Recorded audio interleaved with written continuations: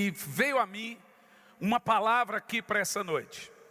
E eu falei para o pastor, pastor, eu estou sentindo muito forte de trabalhar um pouco nesse tema sobre a realidade, ou as realidades do reino espiritual. Falar sobre batalha espiritual e daí terminarmos orando pelas famílias, seja por cura, seja por libertação. Grande parte das nossas lutas são perdidas por desconhecimento. A única maneira de você derrotar o seu inimigo é conhecendo ele. Sem o total conhecimento da realidade espiritual, você vai perder todas as suas guerras. A Bíblia fala dessa realidade. O apóstolo Paulo, se hoje fosse conhecido como um pregador numa determinada área, eles iam dizer que ele era um pregador de batalha espiritual. Porque era um tema que ele abordava incansavelmente. E eu gostaria de falar sobre esse tema, sobre a questão da realidade espiritual, dos mundos, que a Bíblia chama de mundos espirituais. Você sabe, você é um indivíduo constituído de uma tricotomia. Nós somos espírito, alma e corpo. O espírito é a parte sua que se comunica com o céu. Então ele opera verticalmente. A alma opera horizontalmente. E o corpo, ele reage aos dois, tanto ao espírito quanto à alma. Então você vai analisar comigo que você é muito mais espiritual do que carnal. Você tem espírito e alma, que ambos fazem parte do invisível. E apenas um corpinho que não serve para quase nada. Falando sobre isso, eu quero que você abra sua Bíblia, Ezequiel 28, no versículo 12.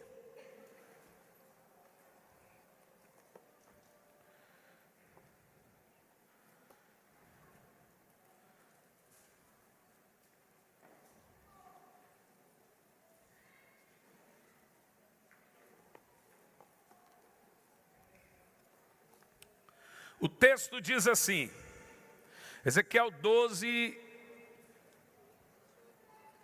28, versículo 12. Filho do homem, levanta uma lamentação sobre o rei de Tiro. Preste atenção.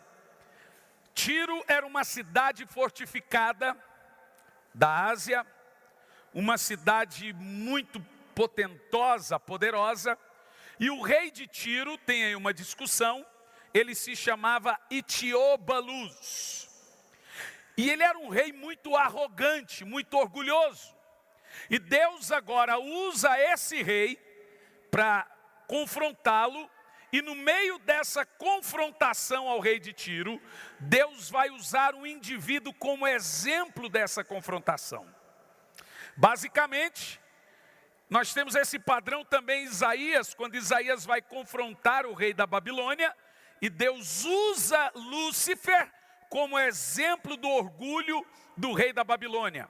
Então, se nós queremos saber sobre a realidade do reino espiritual, ela começa aqui. E diz assim, filho do homem, levanta uma lamentação sobre o rei de Tiro. E dizes, assim diz o Senhor, tu eras o selo da perfeição, cheio de sabedoria e formosura. Pode continuar, vai indo. Estivestes no Éden, agora fica claro que não está falando mais do rei. Estivestes no Éden, jardim de Deus, cobria de toda pedra preciosa, cornália, topázio, ônix, crisólito, berilo, jaspe, safira, carbúnculo, granada, esmeralda e ouro.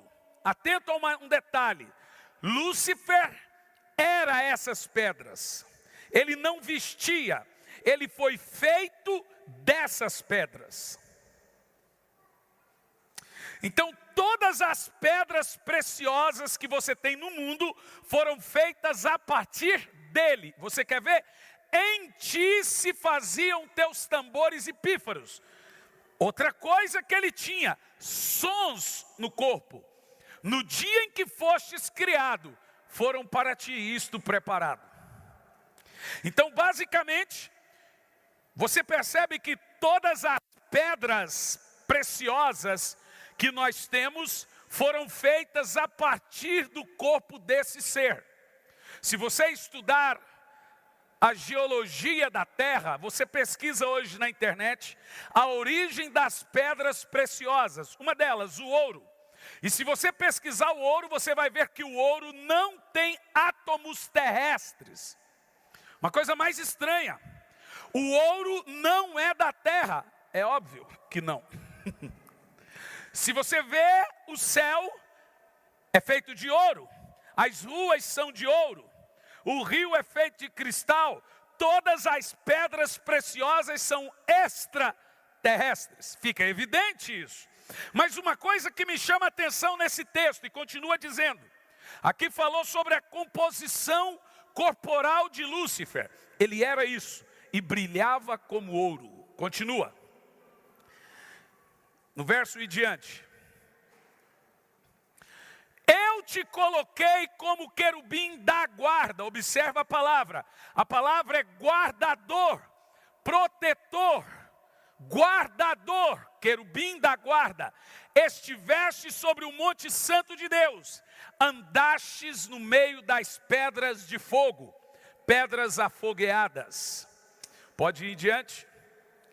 Perfeito eras nos teus caminhos, desde o dia em que fostes criado, até que se achou iniquidade em ti.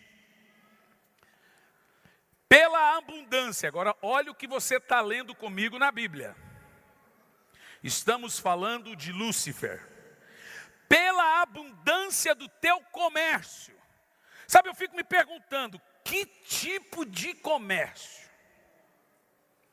Pela abundância do teu comércio, o seu coração se encheu de violência e pecastes, pelo que te lancei profanado fora do monte de Deus.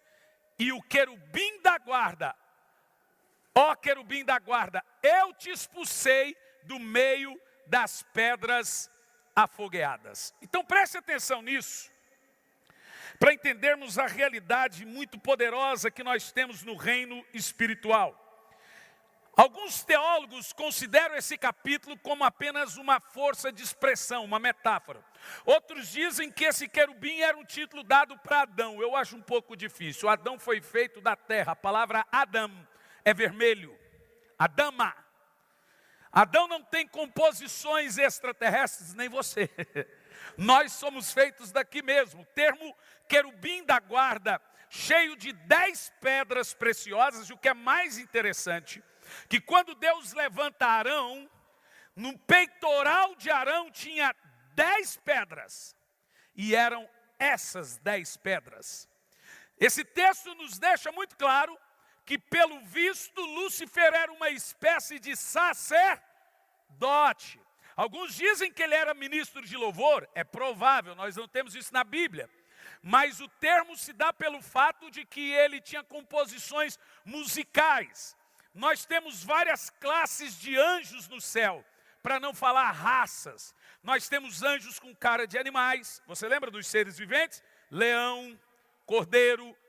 Anjos com cara de homens e anjos até com cara de serpente, gente. Em Isaías 1, no versículos... em Isaías 6, no versículo 1, usa-se o termo serafim. A palavra serafim é réptil de fogo. E aquele serafim tocou em Isaías. Então nós temos classes de anjos que têm 2 asas, classe de anjos que tem 6 asas, classe de anjos que tem 2 asas, 6 asas, classe de anjos que tem asas que tapam o rosto, asas que tapam os pés e 2 para voar. Nós temos os chamados querubins, e é uma classe de governos. Esses querubins são anjos que Deus fez para governar sistemas, governar ambientes. E Lúcifer era um querubim? Nós temos os serafins, que são anjos protetores, anjos purificadores. Por exemplo, esses serafins, eles andam como que um carro de fogo. A Bíblia diz que Deus monta em dois serafins e anda. Provavelmente Elias foi arrebatado por um serafim, que era um carro de fogo. Deixe-me te mostrar uma coisa, eu não sei se ele está na internet, se ele conseguir achar no meu Instagram. Eu estava pregando num culto recentemente e uma irmã tirou uma foto. E do meu lado apareceu um anjo de fogo. E esse anjo dava a altura do púlpito. Basicamente é mais ou menos assim. Porque quando nós falamos de Adão, você imagina que Adão era assim igual nós. Baixinho, com essa cara de lata. Pense o seguinte, Adão, a Bíblia diz que ele era igual aos anjos em força e poder. Então provavelmente ele devia ser muito alto. Qual é o tamanho médio de um anjo? Depende muito. A Bíblia diz que as portas da cidade santa têm 12 metros. E os querubins encostam a cabeça na porta. Então, mais ou menos, calculamos que esses anjos têm aí aproximadamente mais de 10 metros de altura. Provavelmente Adão tinha mais de 5 metros. Ele era muito grande e muito forte. E o pecado fez acontecer essa coisa que nós somos hoje em dia. Então, basicamente, para você entender o que eu estou falando, Lúcifer era uma classe de anjos, querubins. Nós temos os anjos que têm a afeição dos homens. Miguel é um anjo que é chamado de homem, porque se parece com homens. Gabriel também é chamado de o homem Gabriel. É um anjo que tem cara de homens. São as classes de anjos. E o querubim também é um anjo que tem cara de homens. Agora escute isso. Uma coisa interessante que eu tenho aqui nesse texto, a hora que achar a foto pode colocar. Diz assim, ó. Estivestes no Éden, jardim de Deus. Eu quero ser bem instigador aqui nessa noite. Se Lúcifer esteve no Éden, quando foi isso? Porque quando nós vemos a história de Adão, ele já é a serpente. Quem está entendendo o que eu estou falando? Mas essa história é o que nós chamamos de história de eternidade passada. Você já leu na Bíblia ou já viu alguém pregando sobre eternidade passada e eternidade futura? Você sabe que quando eu comecei a estudar a Bíblia, quando o pregador dizia, na eternidade passada, eu, hã? Na eternidade futura, eu, hã? Para mim, eternidade é eternidade. Como é possível existir eternidade passada e eternidade futura? Deixe-me te explicar. Toda vez que você lê na Bíblia o termo eternidade passada, está falando de uma eternidade não contada. Quando foi que Deus criou os anjos? Quando foi que Deus criou o céu, por exemplo? Olha lá, gente. Tem como pôr nessa do meio também?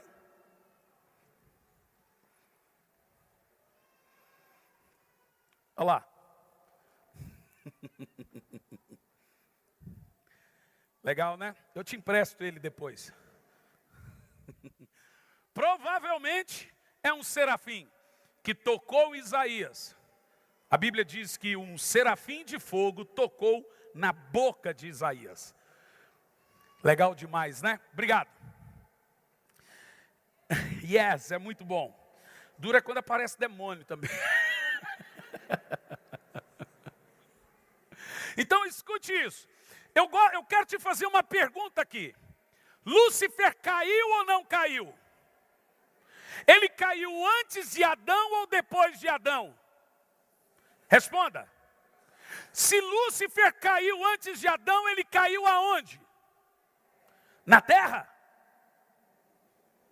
Bugou? Como que ele caiu na terra? Vamos lá. Lúcifer caiu antes de Adão. Se foi antes de Adão, foi antes dos 6 dias, ou 7. Se ele caiu antes dos 7 dias, aonde ele caiu? Ou você acha que ele virou um titã, ficou sentado no trono do universo, transformando as nações em areia? Porque tem gente que prega isso, que Lúcifer ficou vagando pelos... Esse povo está assistindo muito filme da Marvel.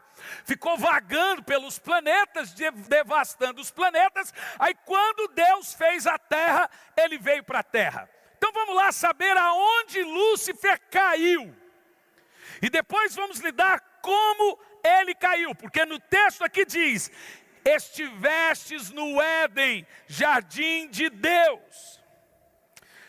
Ezequiel 28, no versículo 13, diz: estivestes no Éden, lugar de delícias, no jardim de Deus. Vamos ver de onde ou aonde ele caiu no texto. Pode continuar o texto a partir do versículo 16. Pela abundância do teu comércio, o teu coração se encheu de violência e pecastes, pelo que te lancei profanado fora do monte de Deus. E o querubim da guarda te expulsou do meio das pedras afogueadas. Pode continuar. Elevou-se o seu coração por causa da tua formosura, corrompestes a tua sabedoria, por causa do seu brilho, o seu resplendor, por terra te lancei. Mas aí aqui ainda temos um português experimental. Pode ser o planeta ou pode ser no chão. Não está na terra, está por terra. Ok. Mas veja agora Isaías no capítulo 14, no versículo 12, para você saber aonde Lúcifer foi jogado. E aí nós temos uma aplicação fantástica sobre a realidade espiritual. E eu quero terminar aqui hoje falando sobre arma de ataque e arma de defesa contra o reino das trevas. Isaías 14, versículo 12.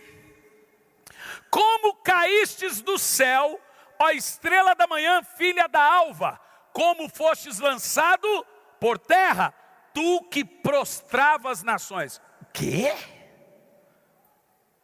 Você leu? Tu que prostrava o quê? Que nações? Que nações que ele prostrava? Isso é antes dele cair, antes de Adão e Eva, antes dos 7 dias, no que nós chamamos de eternidade passada. Porque a única eternidade contada na Bíblia é a futura. A passada é será que é? Vamos, continua o texto. Ali ainda temos por terra, mas agora vai mudar. E tu dizias no teu coração: eu subirei acima das estrelas de Deus, exaltarei o meu trono, e no monte da congregação me assentarei nas extremidades do norte. Quer dizer que ele está abaixo. Subirei acima das mais altas nuvens e serei semelhante ao Altíssimo. Agora olha o texto. Contudo, levado serás ao Sheol, ao mais profundo do abismo. Dá uma pausa aí. Eu mandei para eles ali uma definição da palavra abismo. Primeiro, o texto sugere que ele foi jogado no lugar. A palavra inferno em hebraico é Sheol, e inferno em grego é Hades. Sheol é um lugar que Deus fez para o diabo e seus anjos. E aonde é esse Sheol? No abismo. E o que é esse abismo? Veja comigo Gênesis capítulo 1, no versículo 1 e diante. Depois eu volto nesse texto. No princípio criou Deus os céus e a terra. Verso 2. E a terra era sem forma e vazia, e havia trevas sobre a face do abismo. Aonde ele foi jogado? Por que havia trevas? Agora você me pergunta, peraí, mas ali está tudo sem ser criado, como que está tudo sem criação se já tinha água? Pense bem, como que a terra apareceu debaixo das águas? O texto diz que havia trevas sobre o abismo e o Espírito pairava sobre as águas. Em nenhum momento dos 7 dias, você vê Deus dizendo, vamos criar a água. E nem tampouco vamos criar a terra. Ele apenas diz, faz separação entre a água e a terra. Aonde está a terra ali, gente? Embaixo das águas. Quem está entendendo o que eu estou falando? E por que nós temos um abismo ali? Porque foi basicamente aonde estão essas trevas que Lúcifer foi jogado. Mas aí surge uma questão. Pastor, é a partir do versículo 2 de Gênesis que nós temos a criação do mundo. Olhe bem para mim. Volta o versículo 1 de Gênesis 1. Olha o termo. No princípio, criou Deus os céus e a terra. Em hebraico está assim, ó, Bereshit bara ha Elohim, vet ha shamarim. O termo significa, no princípio Deus fez tudo do nada. A palavra bara é Deus pegar e criar tudo de uma matéria inexistente. A partir do versículo 2 você não tem mais a palavra bara, você já tem a palavra haja, que significa criar do que existe. No versículo 1, é quando Deus criou o universo, é quando Deus fez os anjos, é quando Deus fez tudo perfeito em sua beleza, inclusive a terra. Mas no versículo 2 parece que alguma coisa está destoando, porque no versículo 2 diz, a terra era sem forma e vazia. Como que isso é possível?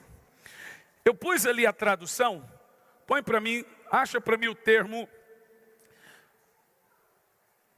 Eu gosto que você olhe isso para mim, porque tem como aumentar, pôr nessa tela do meio? Também?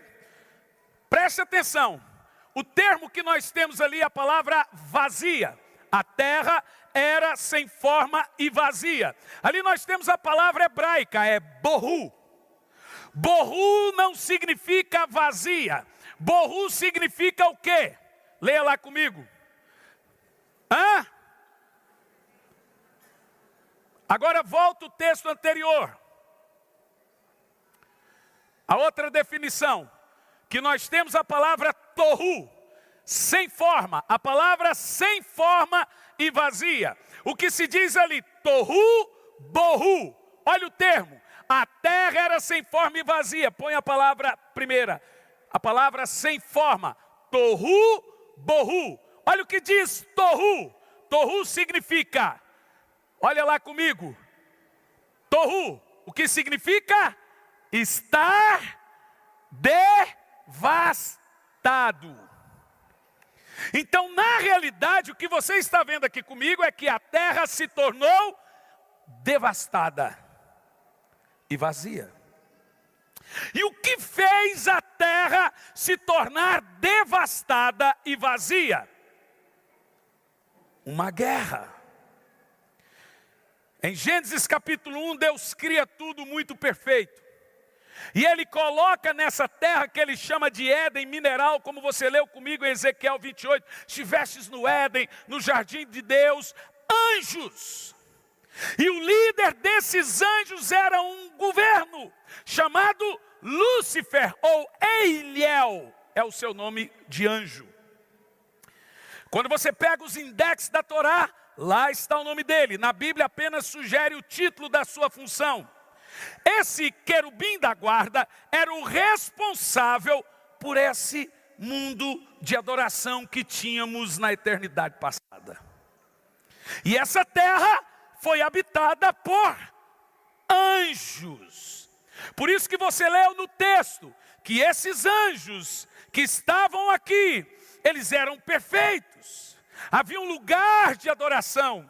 É um Éden antes de Adão e Eva, como lemos em Ezequiel 28. Estivestes no Éden, você era o guardião das pedras preciosas.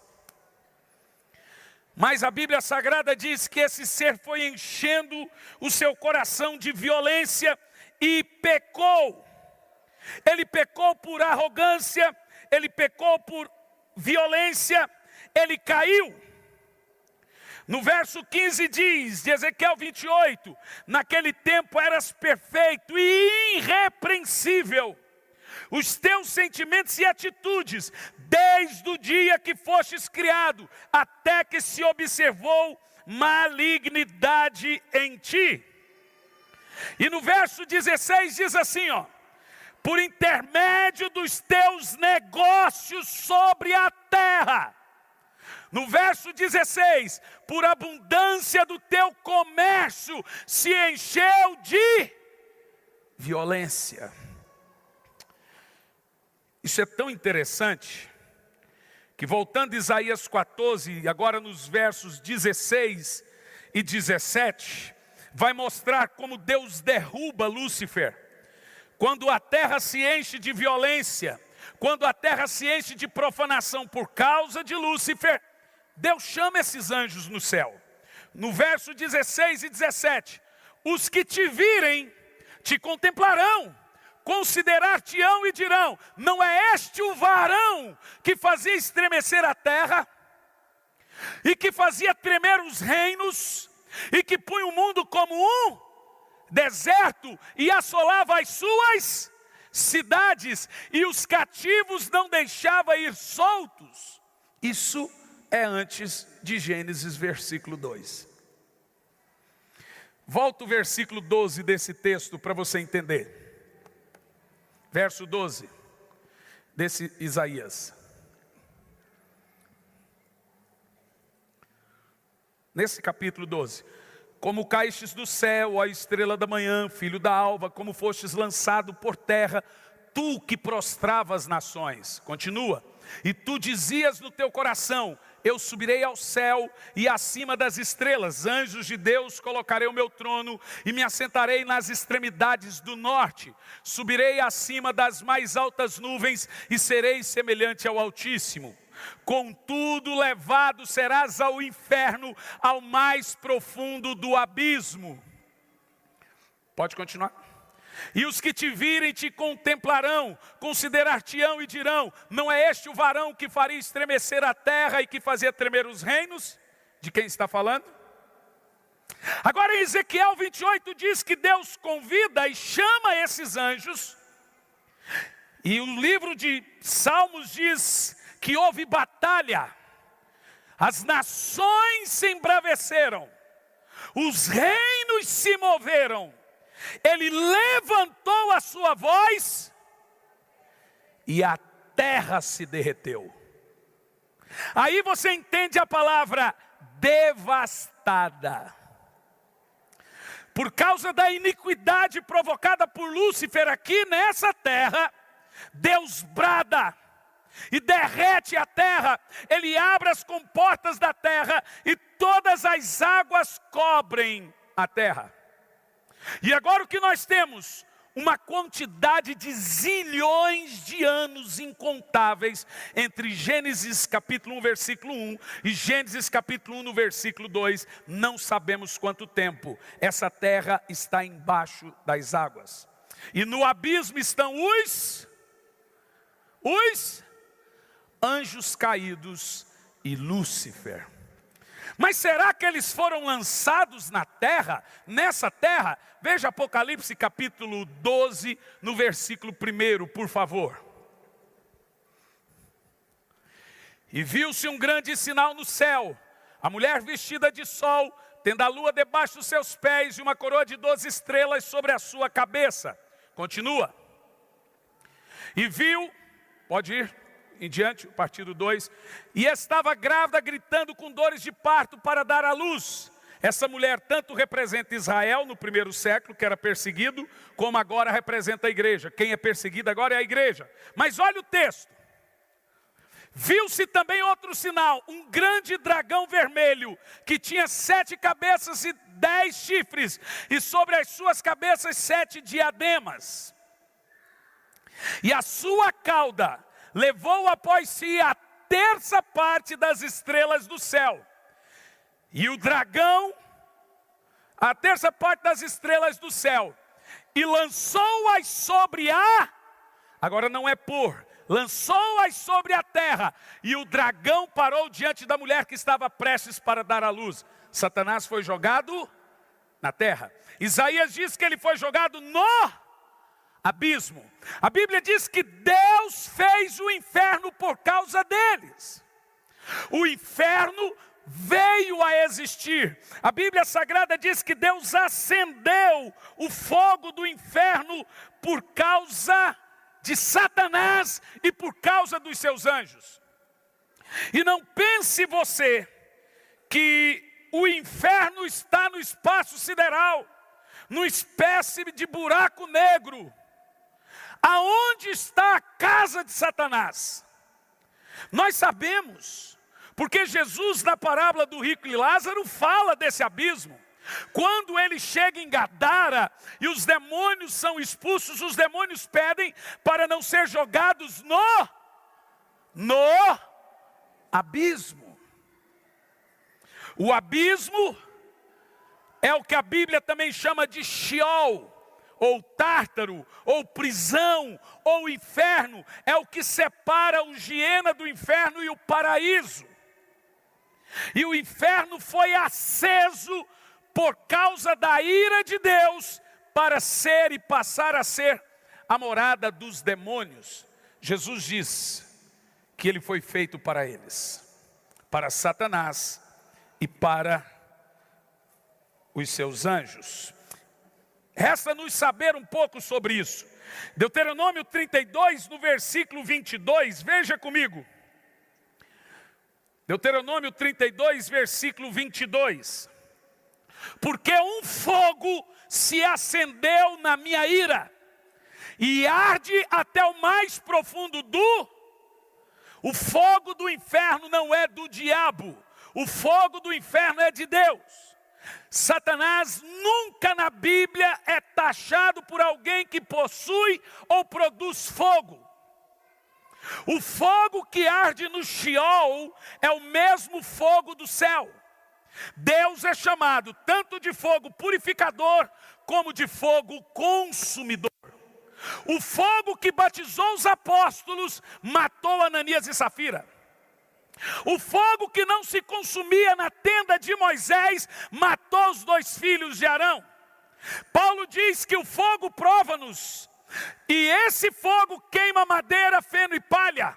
O mesmo fogo purifica ouro, prata e pérolas.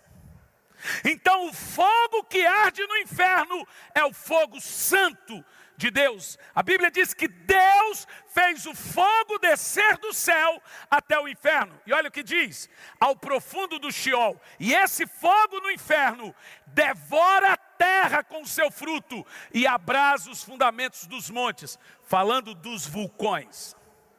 Está muito claro para nós que o fogo que emerge dos vulcões vem do Sheol. Você está lendo comigo isso, não?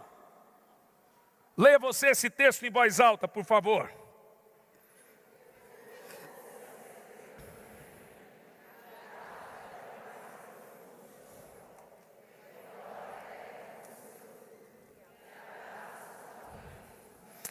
Em Mateus 25 e 41, eu vou falando, você vai colocando o texto, diz assim: mas o rei ordenará os que estiverem à esquerda. Aonde?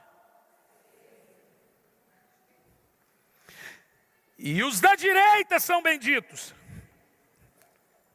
Malditos os da esquerda. Apartai-vos de mim, os que estão na esquerda.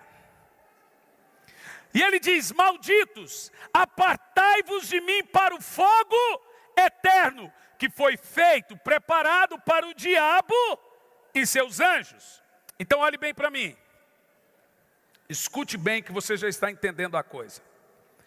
Aonde é o inferno? Aonde está Satanás e seus anjos? Existe uma localização geográfica do inferno.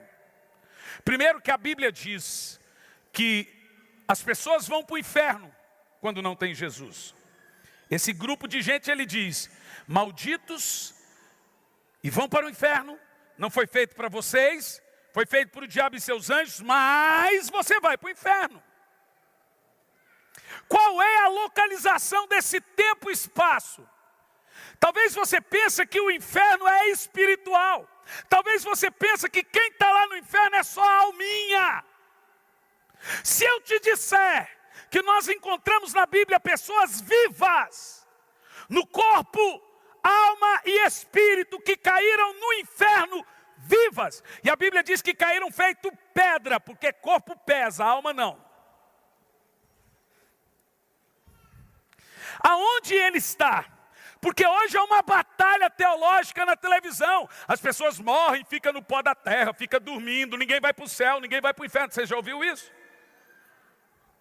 Mas será que isso é verdade? Será que é saudável as pessoas não se preocuparem com a perdição? Jesus falou mais sobre o inferno do que sobre o céu. Até mesmo no texto mor do amor de Deus, está lá o inferno, para que todo aquele que nele crê, não pereça,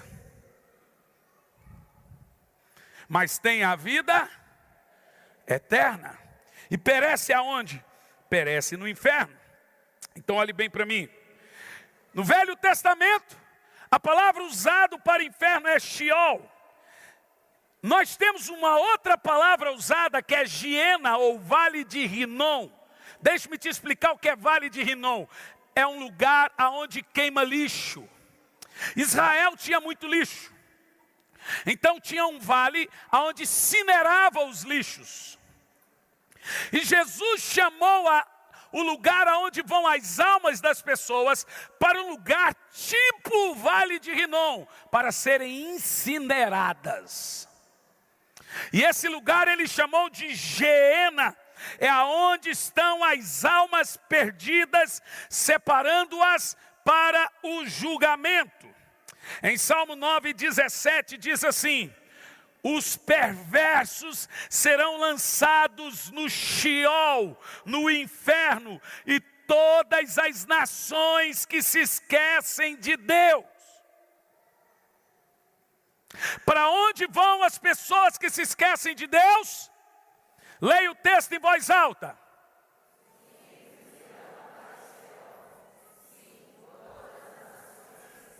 Aqui está falando de desviado, viu? Só esquece de Deus quem conhece Deus. Para onde vão essas pessoas? O Sheol. Aonde está Satanás? Para onde vão os que se esquecem de Deus? Para a casa do capeta. É mesmo. Em Apocalipse 1:18,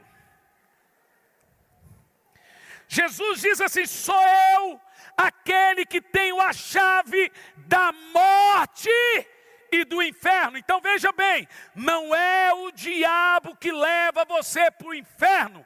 Foi Deus que mandou o diabo para o inferno. E é Deus que manda os ímpios para o inferno. Em Marcos 9:43, diz assim, Marcos 9:43, e se tua mão te faz tropeçar, aqui temos uma metáfora, corte-a. É melhor entrares maneta na vida, do que tendo as duas mãos e ires para o inferno, aonde o fogo não se apaga. Então está claro e evidente que o inferno existe. E ele está lá por causa de Satanás e seus anjos. A terça parte dos anjos. Eu não tenho como a gente fazer o cálculo. mas eu posso fazer ficticiamente um cálculo. Suponhamos que tenhamos 10 bilhões de anjos. Tem muito mais que isso. Se caiu a terça parte, para cada 10 anjos, quantos demônios? 3 demônios. Vamos arredondar para 3, que o meu forte não é matemática. Vamos, ou arredonda para 3 ou para 4. Pense o seguinte: para cada habitante da terra, nós temos 8 bilhões de habitantes, quase isso. Para cada habitante da terra, nós temos pelo menos 1 milhão de demônios. No mínimo. Meu Deus, pastor, que perigo. É verdade. Essa é a parte ruim. Mas a parte boa é que para cada demônio existente, tem 7 anjos.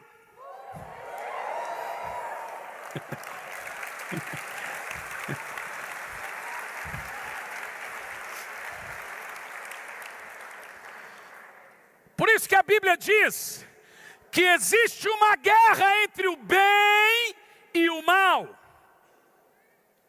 Jesus chamou Satanás de príncipe deste mundo. Esse lugar já foi dele, deixou de ser dele e passou a ser dele de novo. Lembra quando ele levou Jesus na ponta do pináculo? Ele mostrou, diz a Bíblia, os reinos da terra. Ele disse: você está vendo isso aqui? Tudo é meu. Está vendo ali, ó, Arena do Corinthians? Está vendo aqui? Tudo isso é meu. E ele disse mais: tudo isso te darei. E olha o que ele diz: porque me foi dado. Então eu dou, está lá na Bíblia, a quem eu quiser. Mas quem deu isso para ele, irmão? Aí você fala: foi Deus. Um dia foi, mas ele perdeu. Porque Deus criou o homem. Veja, Lúcifer se vestia com pedras. Lúcifer era o querubim da guarda. Lúcifer era um sacerdote.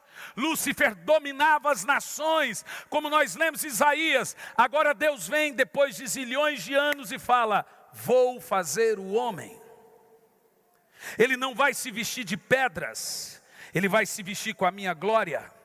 Esse homem vai ser igual a mim, a minha imagem, a minha semelhança. E agora tudo que era de Lúcifer, inclusive a terra, Deus disse: domine, domine, domine. Tudo isso é seu.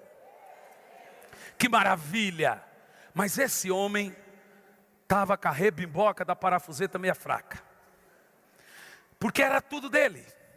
Agora pense o seguinte comigo: eu te dou um presente, você pega esse presente que eu te dei e você dá para outro, alguém que eu não gosto. Eu posso ir lá e tomar dessa pessoa esse presente? Responda. Só tem uma maneira de eu ter de volta aquilo. Quem falou? Comprando. E aonde que houve essa compra? Yes. E não é só isso. A Bíblia diz que na cruz ele envergonhou os principados e potestades. Ele colocou a dívida, Adão nos deixou em dívida. Ele cravou na cruz essa dívida e ele tomou. Ele desceu às profundezas do inferno, no Sheol, pegou o governo do mundo, tomou os reinos da terra e disse: tudo é meu, eu tenho todo o poder e toda a autoridade no céu e na terra. Aleluia! Em Filipenses, no capítulo 2, no versículo 6, a Bíblia diz que ao nome de Jesus se dobre todos os joelhos dos que estão no céu, dos que estão na terra, dos que estão no Sheol, e toda língua confesse no céu, na terra, no Sheol, que Jesus Cristo é o Senhor. Olhe bem, calma. Nesse exato momento, tem demônios no abismo dizendo: Jesus é o Senhor, Jesus é o Senhor, Jesus é o Senhor, Jesus é o Senhor.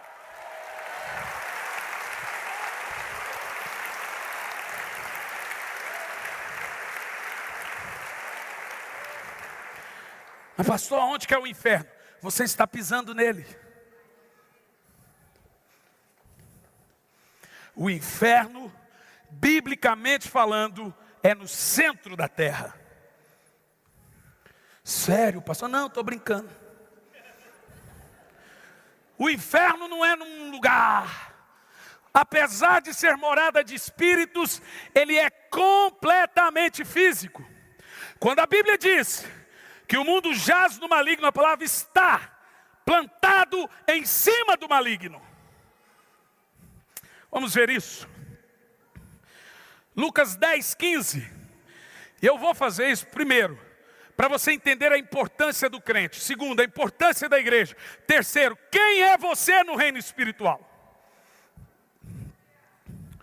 Lucas 10, 15. Tu, Cafarnaum, porventura serás elevado até o céu, até o Hades. Agora estamos no Novo Testamento, é grego. Hades é inferno. Até o Hades descerá. Agora escute o que você vai se surpreender. Antes da morte de Jesus, todos que morriam, sejam ímpios ou não, iam para o Sheol. Abraão foi para o Sheol. E às vezes você fala assim, por que Satanás contendeu com Miguel pelo corpo de Moisés? Ali nós temos uma briga jurídica. Porque você vê na transfiguração Moisés e Elias voltando, deixando claro que Moisés e Elias estão no céu. Se eles estão no céu, como pode se eles estão vivos? E como Moisés pode estar vivo se ele morreu? A Bíblia Sagrada diz que a morte reinou até Moisés. Fica evidente que Deus de alguma forma ressuscitou Moisés. Porque os mortos não voltam. E na transfiguração, nós temos Moisés, Elias e Jesus. Não é uma visão, eles vieram. Isso está muito claro para mim. Nós não temos só lá no céu esses dois, nós temos também Enoque. Homens, a Bíblia diz que carne e sangue não entra no céu. Mas nós temos Enoque, nós temos Elias, nós temos Moisés. Então a briga de Satanás pelo corpo de Moisés é uma briga jurídica. Ele tem direito às almas. Tinha. Ah, que vontade de falar agora, mas eu tenho que construir. Porque a Bíblia Sagrada diz que no Velho Testamento a configuração do inferno era um. No Novo Testamento, a configuração do inferno é outro. No Velho Testamento, eu acho que você deve ter aí uma foto feia que eu construí, dos 3 céus embaixo. É uma casinha que tem aí. Se você colocar para mim. A configuração do inferno antes da morte de Cristo é registrada em Lucas 16. Jesus fala do rico e do Lázaro. O rico morreu e foi para o inferno. Põe na tela do meio também. O Lázaro morreu e foi para o paraíso. A palavra paraíso está ali, ó. Lucas 16 e 22. Aqui nós temos bem detalhado. Primeiro céu, segundo céu, terceiro céu. Embaixo do primeiro céu, que é o céu dos homens, nós temos o lugar de tormento, Lucas 16, 23. O grande abismo, na ponta do abismo Tártaro, Pedro fala que é onde estão presos alguns demônios, outros soltos. Satanás foi lançado no abismo. Você lembra que Jesus conta que o rico diz que do Giena ele contemplou a Lázaro no paraíso. E lá do lugar de tormento ele disse: Pai Abraão, manda Lázaro vir aqui, molhar a minha língua com água. Sabe uma coisa interessante?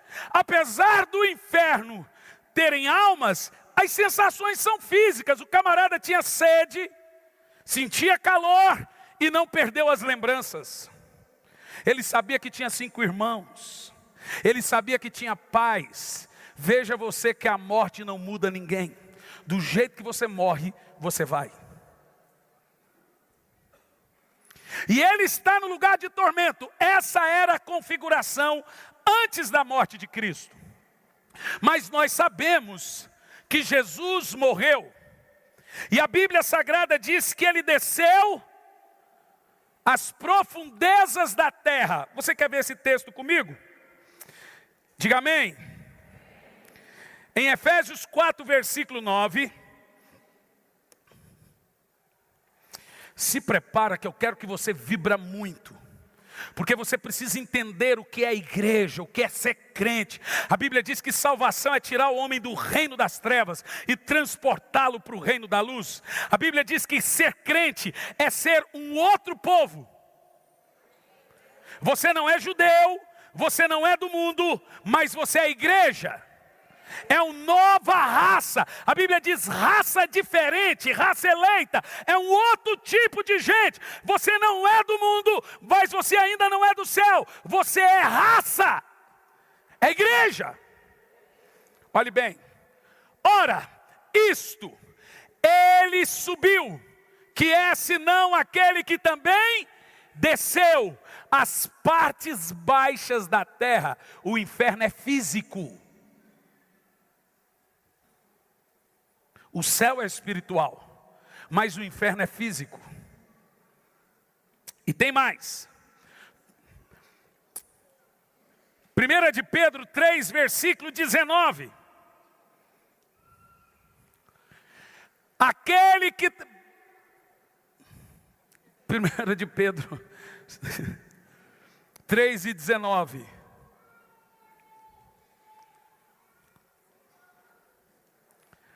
No qual também foi, agora olhe bem isso, e pregou aos espíritos em prisão.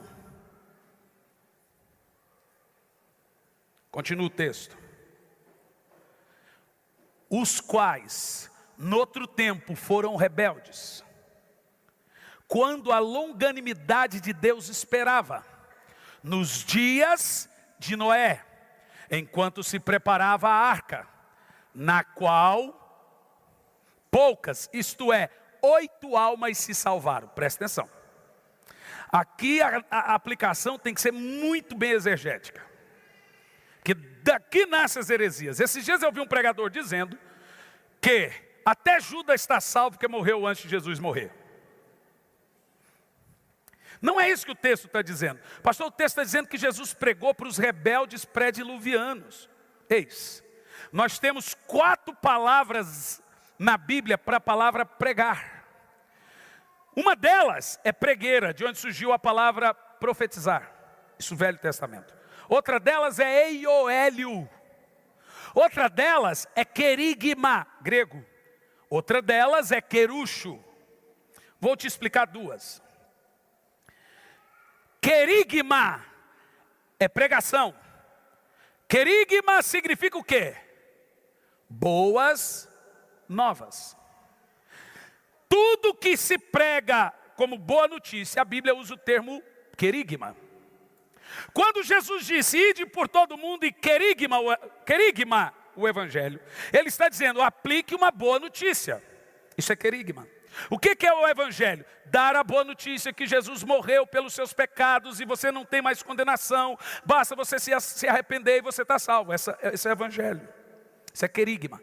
Mas nós temos também uma outra palavra na Bíblia para pregar, que é querucho. Querucho não é boas novas. Querucho é aplicar uma sentença. Vou te explicar. Quando Jonas foi em Nínive, a Bíblia diz que ele tinha que pregar. E a Bíblia diz que ele pregou 40 dias. Olha a pregação de Jonas. Em 40 dias, vocês vão morrer. Isso não pode ser uma boa notícia, gente. O que ele estava fazendo? Aplicando uma sentença. Então, querucho é pregação de juízo, é pregação de condenação, é pregação é uma profecia dura. Às vezes o profeta, Deus manda ele pregar querigma, às vezes Deus manda ele aplicar um juízo. Vai lá e diga, ô seu infeliz, miserável, a casa caiu. Isso é querucho. Quando a Bíblia diz que Deus desceu ao Sheol e pregou a esses antediluvianos, Ele não pregou para salvar, mesmo porque a Bíblia diz que só 8 foram salvos. Se Ele não pregou para salvar, por que Ele pregou? Ele aplicou a eles a sentença. Eles não sabiam por que estavam lá, então o Senhor não deixou eles ignorantes. Mas olha o que aconteceu. Ao pregar aos espíritos em prisão, ele foi ao paraíso. O paraíso era embaixo, todos desciam ao Sheol. Você quer ver? Não precisa pôr na tela, eu só cito. Salmos 16:10, Davi disse: não deixará que a minha alma sofra no Sheol.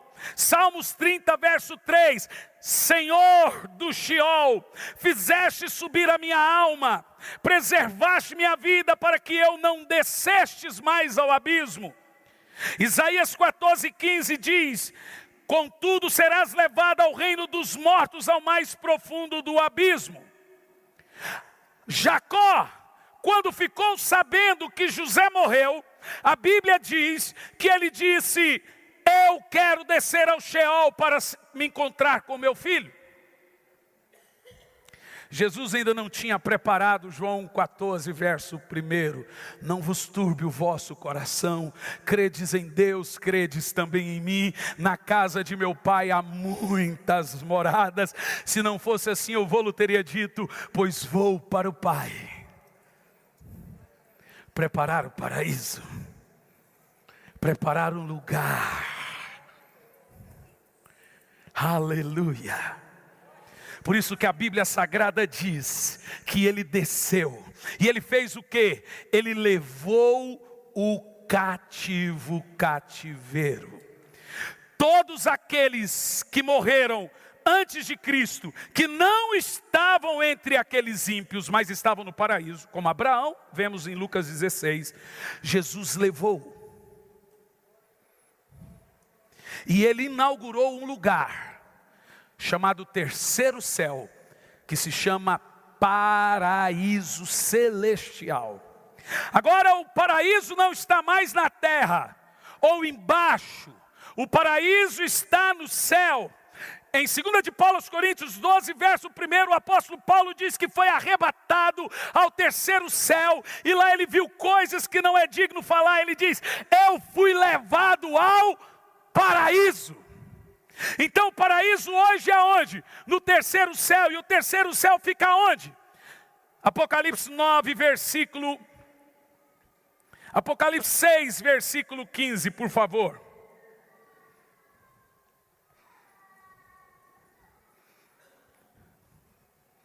E os reis da terra, e os grandes, e os chefes militares, os ricos e os poderosos, e todo escravo e livre, se esconderam nas cavernas e nas rochas das montanhas. Põe Apocalipse capítulo 9, versículo 1.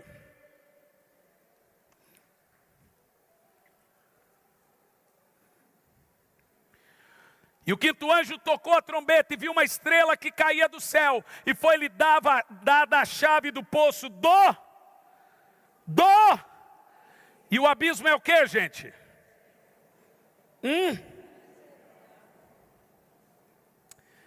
Uma coisa interessante que eu encontrei aqui na terra é que a igreja divide o espaço com o inferno. Deus não levantou uma igreja frouxa. Deus só levantou a igreja aqui com uma missão: eu te coloco como ovelhas no meio de lobos. Na época que Jesus disse: levantarei a minha igreja, tinha muitas igrejas e muitos templos, tinha muitos reinos. Jesus agora separa um povo escolhido, e ele põe e chama esse povo de luz do mundo, sal da terra. E por que você tem o título de luz do mundo e sal da terra? Porque o mundo é dominado pelo príncipe desse mundo. Jesus disse: o príncipe desse mundo é chegado, só não tem poder sobre mim. Paulo chama ele de Deus desse século, que cega o entendimento dos homens, para que não veja a glória de Cristo. Você sabe o que é uma guerra espiritual? É converter um homem das trevas para a luz. Você sabe por que você se converteu? Para ser um soldado nessa guerra, para ser um guerreiro nessa guerra, nesse lugar cheio de trevas, nesse mundo tenebroso. Paulo chama esse mundo de tenebroso, ele chama esse mundo de lugar de guerra.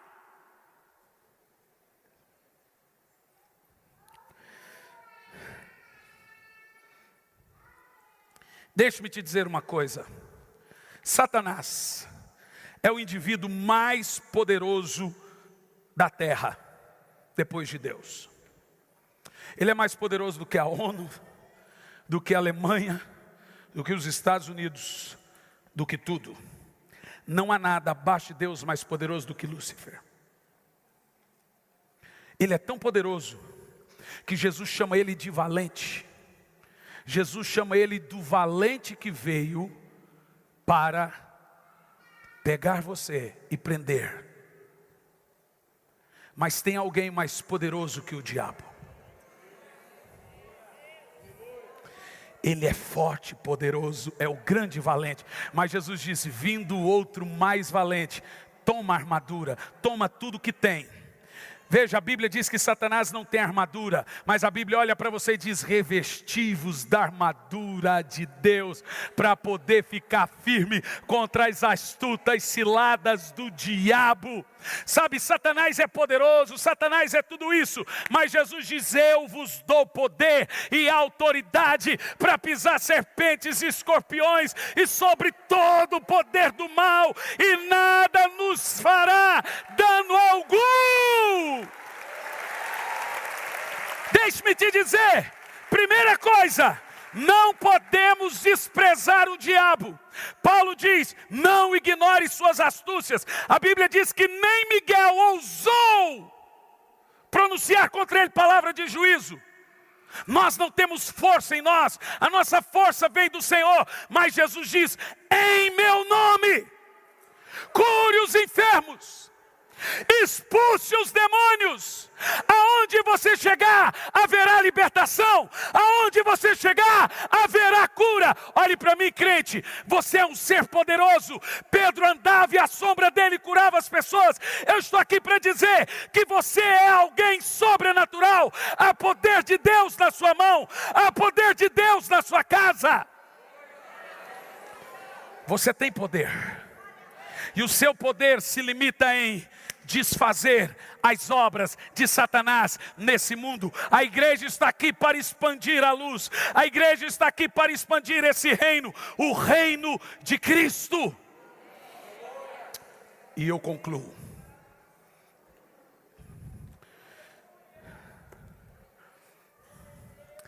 Olha aqui para mim.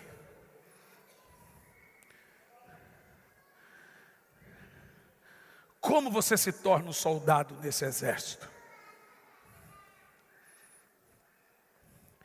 Quando você é um crente, Paulo diz assim: porque as armas da nossa guerra não são carnais, mas são poderosas em Deus para destruir as fortalezas. Bom, a Bíblia diz que nós temos armas, especificamente apenas duas. Uma é de ataque, a outra é de defesa. Qual é a arma de ataque? Jesus disse: em meu nome, ataque os demônios. Com o nome de Jesus, nós atacamos. O nome de Jesus é arma de ataque. E a Bíblia diz: qual é a arma de defesa? Quando Satanás vem contra você, em Apocalipse diz que nós o vencemos pelo sangue. A Bíblia diz que quando o anjo da morte desceu no Egito, as casas que tinham sangue eram protegidas. Então olhe bem para mim, com o nome você ataca, com o sangue você se defende. Com o nome você ataca, com o sangue você se defende. Eu não durmo sem usar essas duas armas. Uma vez eu tive uma visão. E nessa visão estava cheio de demônios. E toda vez que eu pronunciava o nome, eles davam 3 passos para trás.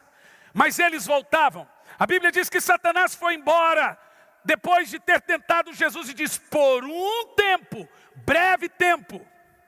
Você precisa entender usar essas armas. Eles recuam, mas voltam. E quando ele te ataca, quando você sai de casa, tem uma batalha, começa a clamar o nome. Porque deixe-me te dizer, o nome de Jesus não serve para o diabo. O nome de Jesus serve para Deus. O Senhor me deu a revelação do nome do sangue. O sangue é uma chave de ordem para anjos. Quando você fala, há poder no sangue, ou em nome de Jesus, a Bíblia diz que aos seus anjos, Ele dá ordem ao nosso respeito. Pronunciar o sangue, ou clamar pelo nome, faz os anjos de Deus guerrearem ao seu favor.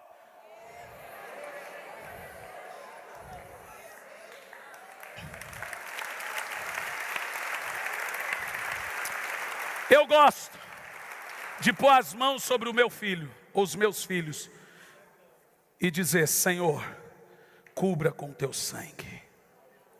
Eu gosto de sair de casa e falar: Senhor, cubra com teu sangue. Os demônios não conseguem ver. Eu tive uma visão, e um demônio disse: cadê sua família? No sonho ou visão, não sei. Eu disse: está em casa, mas eu não consigo ver. Minha mulher está aqui do meu lado, não estou vendo. Nós somos escondidos no sangue de Cristo. A Bíblia diz que debaixo das suas asas estamos seguros. Não tenha medo de bruxaria, feitiçaria, demônio, principado, potestade. A Bíblia diz que eles são vencidos. A Bíblia diz que Ele despojou e cravou lá na cruz a cabeça da serpente no seu calcanhar e venceu as trevas. E Ele veio a você e diz: eu te dou esse poder, eu te devolvo o reino do mundo. Fique em pé no seu lugar.